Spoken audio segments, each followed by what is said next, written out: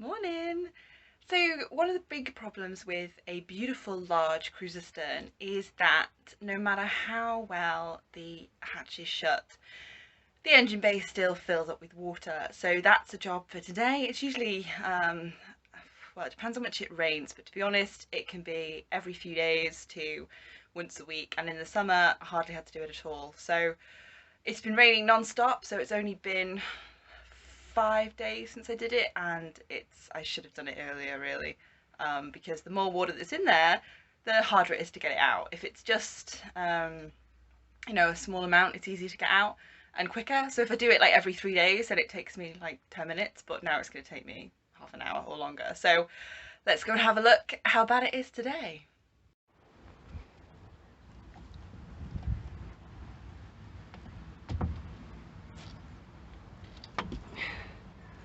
There we go. You can see there's a good couple of inches in there, and it just drips, so it kind of drips through onto all the surfaces and down into the bottom.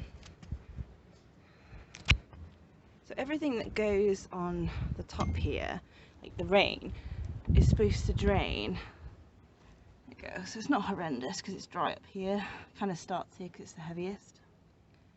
But yeah, everything that falls on here, I think I've probably spoken to you before, is the rain is supposed to drain into these channels and drip down, and at the far end under there is a little hole, and that drains down into, like there's the tube, drains down into that bucket, and then the water pump, which is just there, is supposed to pump it out, which it does, but some of the rain misses the drain and just falls. I mean, you can see that it's clearly getting through because it's on top of the engine, and it's constant. Yeah, it is constant, but as I say, there's positives and negatives of all these sterns. I've got lots of lovely space, but it's a constant job keeping the engine bay dry. So yeah, let's get in there and start with that corner.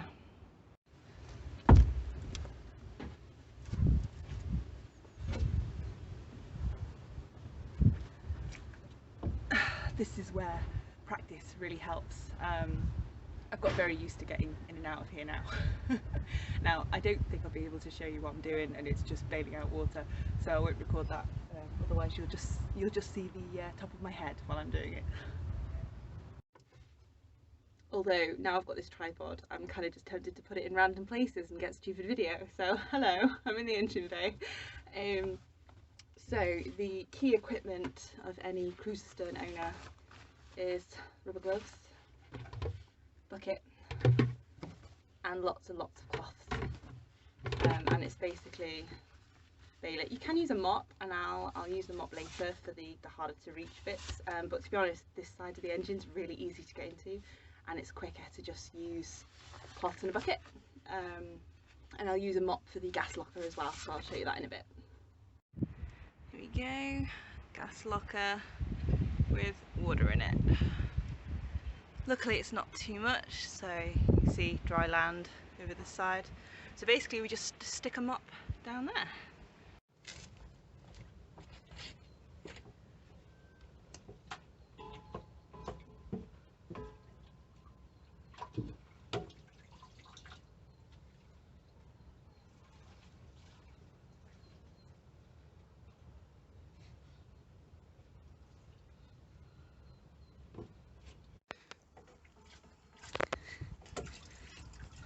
Then there's this very handy pontoon that when I have two hands this is a lot neater, and you just stand on it and all the water goes out underneath,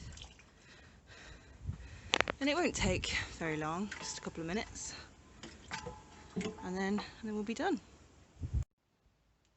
Let's talk plants for a minute. So I love plants. The only two I have on the boat at the moment is these two. But I wanted to get people's ideas, anybody that's into plants, or anyone that has a boat and has some plants, about what would be a good plant to have on board. Now these two, we've got a Diffambachia, it's one of the top 10 sort of air purifiers, and it's, fairly healthy-ish. I bought it about 6 months ago. And this one, which is It's not really a calathea, it's a rattlesnake plant or cathedral windows, but it is one of the calathea family. This one I've had 3 years now. I think it needs repotting, but it's never that healthy. I haven't killed it yet, which I am amazed by.